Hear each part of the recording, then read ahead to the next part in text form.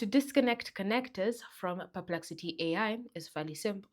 Now, a connector is just an app that you've linked to Perplexity AI, such as Canva, Google Ads, Gmail, Drive, all sorts of things.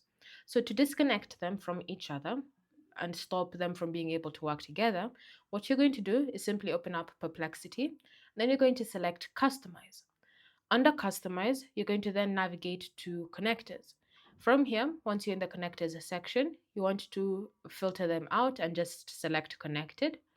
And then under Connected, you should be able to see the one that's currently linked to your account. So from here, you're going to go ahead and select it like so.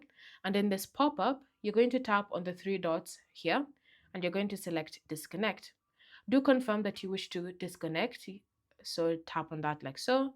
And once you do that, it should be successfully disconnected.